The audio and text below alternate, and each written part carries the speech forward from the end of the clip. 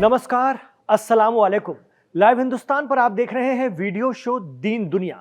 आज एक बहुत बड़ी खबर हम लेकर आपके लिए हाजिर हुए हैं और वो ये है कि इस्राइल ने भारत के लिए एक डिमांड रख दी है, भारत से एक डिमांड रख दी है।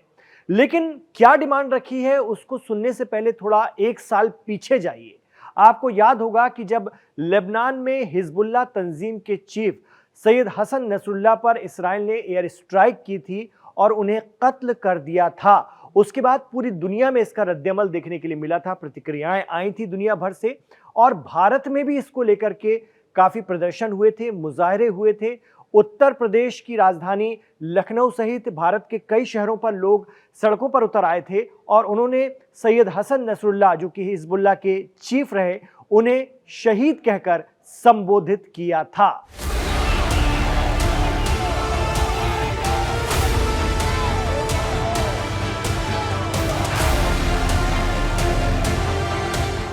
उस वक्त हिजबुल्लाह के समर्थन और इस्राइल के खिलाफ नारे भी लगाए गए थे।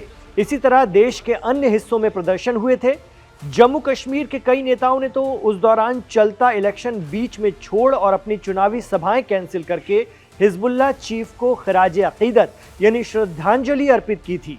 आप सोच रहे होंगे कि इस्राइल, अमेरिका, फ्रांस, जर्मनी और यूरोप के कई देश जिस हमास और हिजबुल्लाह को आतंकवादी यानी दहशतगर्द करार देते हैं, हिंदुस्तान की सरजमी पर उनके समर्थन में, उनकी हिमायत में लोग सड़कों पर उतरे और सरकार चुप रही, पुलिस देखती रही। तो यहां आप थोड़ा कंफ्यूज हो सकते हैं। दरअसल जिस हिजबुल्लाह तंजीम और उनके चीफ सैयद हसन नसरुल्लाह के लिए हिंदुस्तान में उस वक्त कई जगह मुजाहरे या प्रदर्शन हुए थे, भारत उन्हें दहशतगर्द नहीं मानता। ये सारे प्रदर्शन सरकार और प्रशासन से बाकायदा इजाजत लेकर हुए थे, क्योंकि भारत हमास और हिजबुल्लाह को आतंकी नहीं मानता है। जी हां, ठीक सुना आपने, भारत का रुख मिडिल ईस्ट की इन तंजीमों को लेकर क्लियर है।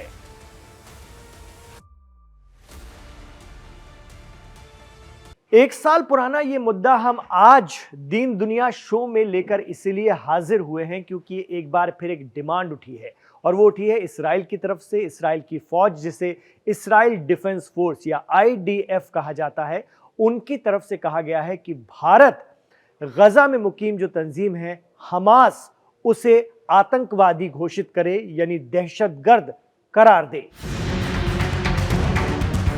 मीडिया रिपोर्ट बताती हैं कि भारत की दहशतगर्द करार दी गई तंजीमों में हमास का नाम नहीं है, यानी भारत हमास, हिजबुल्लाह, हज़दुश्शाबी और मिडिल ईस्ट की कई तंजीमों को दहशतगर्द नहीं मानता। किन्हें मानता है वो भी हम आपको बताएंगे आगे। ऐसे में भारत ने अभी तक हमास को आतंकी संगठन घोषित नहीं किया है।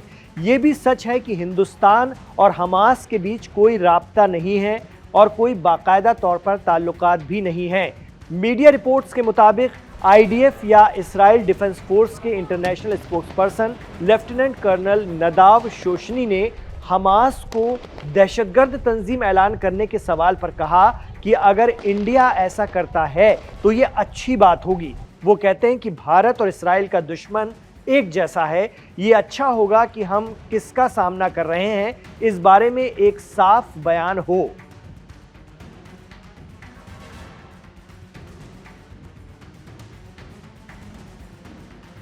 चर्चा है कि इस्राइल के प्राइम मिनिस्टर बेंजामिन नेतन्याहू अगले साल यानी साल 2026 में भारत के दौरे पर आ सकते हैं और इससे पहले वो साल 2018 में इंडिया आए थे और यहां वो 6 दिन तक रुके थे। इस साल नवंबर या दिसंबर में उनके दौरे की चर्चा थी, लेकिन फिलहाल दौरा टल गया है। ऐसे में अब इस्राइली फौज के स्पोक्सपर्सन का हमास को लेकर भारत के रुख को क्लियर करने की मांग करना फिर कहीं बड़ी अटकल न बन जाए, ये सवाल उठने भी शुरू हो गए हैं। पीएम नेतन्याहू के पिछले दौरे के बाद पिछले 7 साल में बहुत कुछ बदला भी है। खासतौर से पिछले 2.5 साल में तो मिडिल ईस्ट के लिए बड़ा ही चैलेंज रहा, जब हमास ने 7 अक्टूबर 2023 को इस्राइल पर हमला कर दिया था और 1200 लोगों को मौत के घाट उतार दिया था। इतना ही नहीं, 250 से ज्यादा लोगों को यरगमाल बना लिया गया था। इसके बाद हमास को खत्म करने के लिए इस्राइल ने पूरे गजा को धूल में तब्दील करके रख दिया। एक आकलन के मुताबिक करीब 50,000 लोग मारे गए और लाखों गजा के लोग अब भी बेघर हैं। इसराइल ने हमास को खत्म करने की कसम खाई थी, हालांकि आखिर में सीज फायर के लिए उसे हमास के साथ ही टेबल पर बैठना पड़ा, जिसके बाद हमास ने बाकी बचे हुए इस्राएली बंधकों को रिहा किया और इसके बदले हजारों फिलिस्तीनी भी इसराइल ने शर्त के मुताबिक जेल से छोड़े।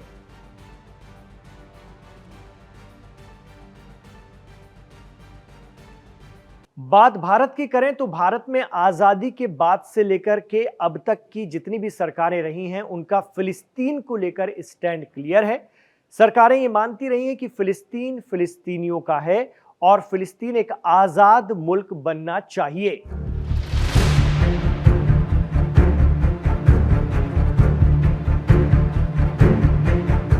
भारत इसके लिए अक़वाम मुत्तहिदा यानी यूनाइटेड नेशंस में हमेशा इसराइल और अमेरिका के खिलाफ होकर वोट करता रहा है। ऐसे में हिंदुस्तान हिजबुल्लाह और हमास को दहशतगर्द नहीं बल्कि इन्हें फिलिस्तीन की आज़ादी के लिए लड़ने वाले मुजाहिद यानी सेनानियों के तौर पर देखता है। ये बात सुनकर शायद बहुत से लोग चौंक जाएं, लेकिन कई दशकों से फिलिस्तीन को लेकर भारत की एक साफ और स्पष्ट पॉलिसी है। हिंदुस्तान के मुताबिक एक स्वतंत्र और संप्रभु फिलिस्तीन राष्ट्र से ही उस इलाके में शांति संभव है, मुमकिन है। भले ही पिछले कुछ बरसों में भारत ने इसराइल के साथ रिश्ते बेहतर किए हों, लेकिन मसला फिलिस्तीन पर भारत का रवैया, उसका नजरिया, उसका दृष्टिकोण पहले जैसा ही है। भारत के मुताबिक फिलिस्तीन एक अलग राष्ट्र है, एक अलग मुल्क है और एक अलग कौम है जिसकी आज़ादी की वो पूरी हिमायत करता है।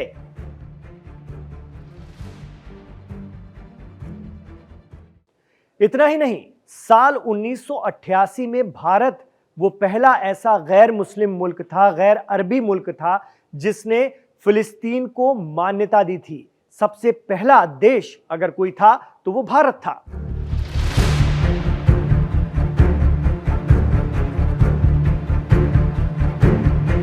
ये स्थिति 1992 तक रही, जब भारत ने इसराइल के साथ पूरी तरह से सियासी ताल्लुकात नहीं बहाल कर लिए। हमास और हिजबुल्लाह सिर्फ हथियारबंद संगठन या तंजीमें ही नहीं हैं, बल्कि हमास और हिजबुल्लाह की पॉलिटिकल विंग भी हैं। वो फिलिस्तीन और लेबनान की सरकारों में हिस्सेदार भी रहे हैं। इसलिए भारत सहित बहुत से देश उन्हें प्रशासनिक और सामाजिक आंदोलन के तौर पर भी देखते हैं। यही वजह है कि इसराइल और अमेरिका के लाख दबाव के बावजूद भारत सरकार या हुकूमत हिंद ने इन संगठनों को कभी भी दहशतगर्द या आतंकवादी नहीं कहा। हाँ, 7 अक्टूबर 2023 को हमास के जरिए इसराइल में घुसकर की गई कत्ल-ओ-गारत की भारत ने कड़ी निंदा की थी। किसी भी हिंसा या तशद्दुद के भारत पूरी तरह से खिलाफ रहा है।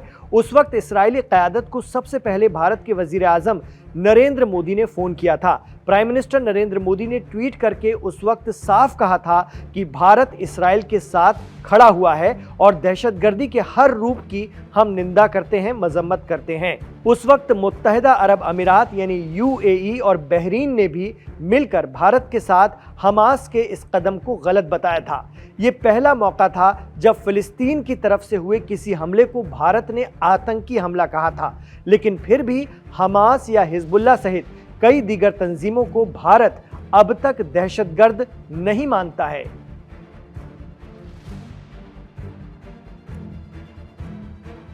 भारत की प्राइम मिनिस्टर रही इंदिरा गांधी ने तो खुलकर फिलिस्तीनी मुक्ति आंदोलन के नेता यासिर अराफात के साथ अपनी नज़दीकी का प्रदर्शन किया था। यासिर अराफात इंदिरा गांधी को अपनी छोटी बहन मानते थे और वो अपने जीवन काल में, अपने जिंदगी में कई बार भारत का सफर, भारत का दौरा करते रहे।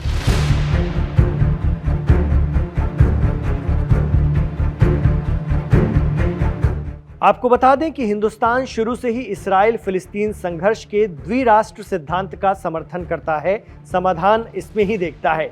इतना ही नहीं, भारत हर साल फिलिस्तीनी आवाम की मदद के लिए बहुत बड़ी तादाद में सामान भेजता है।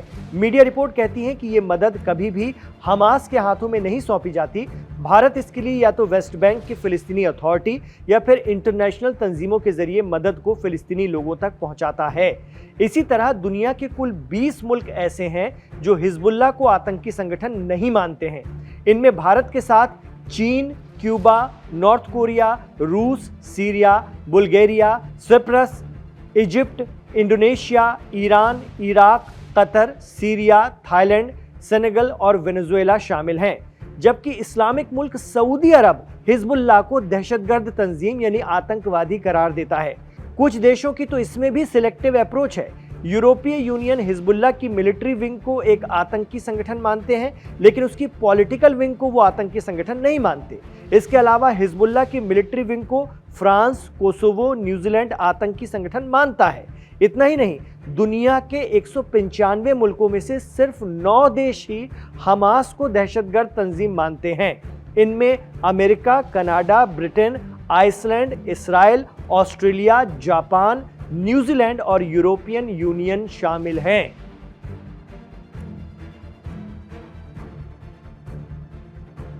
अब यह भी सुन लीजिए कि भारत मिडिल ईस्ट की किन तंजीमों को दहशतगर्द मानता है। भारत दाइश या आईएसआईएस को खूंखार दहशतगर्द संगठन या तंजीम मानता है, लेकिन सऊदी अरब आईएसआईएस को दहशतगर्द नहीं मानता। भारत अल-कायदा को भी आतंकी संगठन मानता है, लेकिन बहुत से देश नहीं मानते। तो भारत की हमास, हिजबुल्लाह और फिलिस्तीन की आज़ादी को लेकर स्पष्ट विदेश नीति या फॉरेन पॉलिसी है, जो पश्चिमी देशों के रवैये से भी प्रभावित नहीं होती है। हमास को भले ही दुनिया किसी भी नज़र और नज़रिए से देखती हो, लेकिन पिछले 2 साल में ये भी साफ हुआ और ये एक सच्चाई है कि हमास ने अपनी टॉप लीडरशिप को गजा में या बाहर खो देने के बावजूद भी इसराइल के आगे कभी सरेंडर नहीं किया, बल्कि इसराइल को ही झुकना पड़ा और बातचीत की टेबल पर उसी हमास के साथ आना पड़ा जिसे खत्म करने की उसने कसम खाई थी, अज़्म लिया था। आज भी हमास कायम है और जंग में सीज फायर है।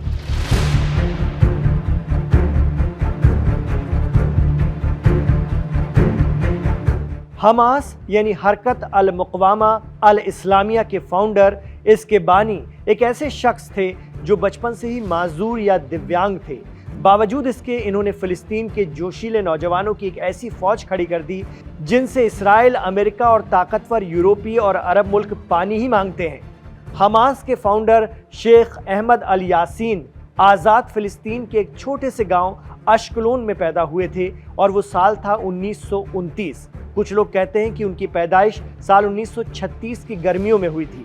अपनी जवानी से लेकर बुढ़ापे तक वो कई साल इसराइल की जेलों में रहे।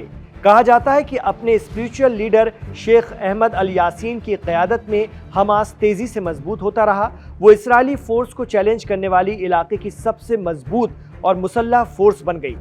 इस बीच बेहद ज़ईफ़ हो चुके शेख अहमद अल यासीन अरब टीवी चैनलों पर बेखौफ होकर अपनी बातें रखते थे और फिलिस्तीनियों की आज़ादी की चाह को मंजर आम पर लाते रहे। ऐसे में इसराइल ने उन्हें जान से मारने के लिए कई अटैक भी किए, लेकिन कई बार ऐसा हुआ कि वो बच गए। इस बीच उन्होंने अपने रोज़ की दिनचर्या को कभी नहीं बदला। वो बाकायदा व्हील चेयर पर ही अपने हिमायतियों के साथ नमाज पढ़ने मस्जिद जाते। साल 2004 के 22 मार्च को जब वो गजा में फजर की नमाज के लिए व्हील चेयर पर ले जाए जा रहे थे, तब इसराइली हेलीकॉप्टर गनशिप ने उन पर एक मिसाइल दागी। हमला सीधा उन पर था। इस हमले में हमास के फाउंडर और रूहानी पेशवा शेख यासीन जाँ बहक हो गए। उनके साथ उनके बॉडीगार्ड समेत कुछ राहगीर भी मारे गए। इस वाक़े ने गजा के लोगों को गम के सागर में डुबो दिया था। उनका रहनुमा जा चुका था। इस हमले की इंटरनेशनल सतह पर खासी मजम्मत भी की गई और इसराइल के खिलाफ लोगों ने भड़ास भी निकाली। कहा जाता है कि इसराइल तो खुद इस बात से अनजान बन गया कि उस दिन गजा में उसका कोई हेलीकॉप्टर भी मौजूद था, लेकिन दुनिया और हमास ने इसके लिए इसराइल पर ही आरोप लगाया था। हमास के फाउंडर शेख अहमद अल यासीन की आखिरी रस्मात में गजा के 2 लाख लोग शामिल हुए थे। कहा जाता है कि ईरान के सुप्रीम लीडर रहे आयतुल्लाह रूहुल्लाह खुमैनी और मौजूदा रहनुमा आयतुल्लाह खामनेई से मिलने के बाद शेख अहमद अल यासीन का आइडियोलॉजिकल व्यू चेंज हो गया था और उन्होंने मुकावमत या रेजिस्टेंस का रास्ता अपनाया था। हमास आज भी मौजूद है गजा में और इसराइल ने जंगबंदी की है। ये हम नहीं बल्कि मिडिल ईस्ट की सियासत को समझने वाले मानते हैं।